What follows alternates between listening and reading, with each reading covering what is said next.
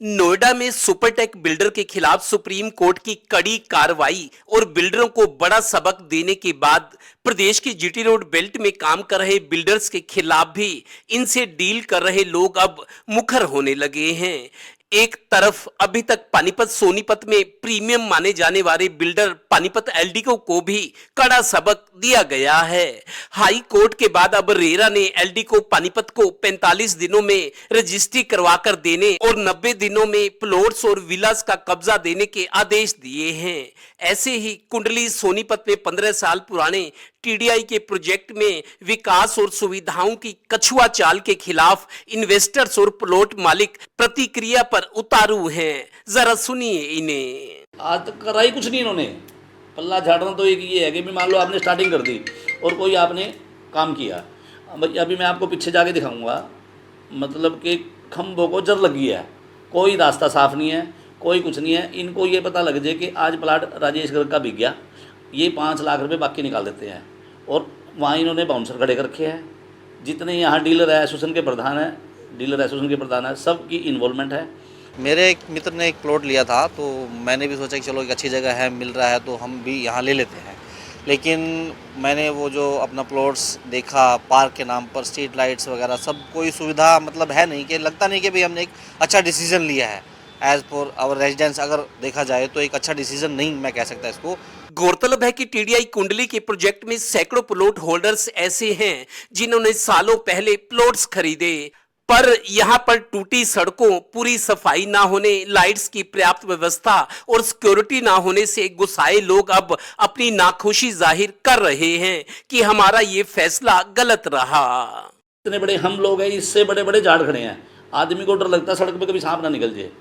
8 बजे के पीछे 7 बजे के बाद सेक्टर में जाओगे आप, आदमी मार के गिरा दे, पता नहीं लगेगा आपको। ना ये किसी का फ़ोन उठाते, ना किसी से कोई बात करते, सिर्फ दलाल से बात करते हैं, डीलरों से जिनकी इनकी सेटिंग है। आप खुद भी जाओगे ना, ये आपका भी फ़ोन नहीं उठाएंगे।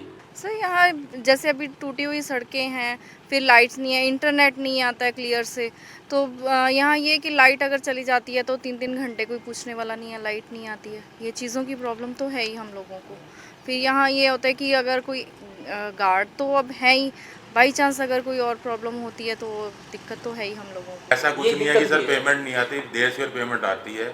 अब धीरे धीरे पेमेंटें हो रही हैं। पहले तो लोगों के पास काम धंधा नहीं था, कोविड में 2 साल ऐसे ही चले गए। अब धीरे धीरे पैसे आ रहे लोगों के अपने प्लाट, लोग भी चाहते हैं हमारे रेट बढ़े।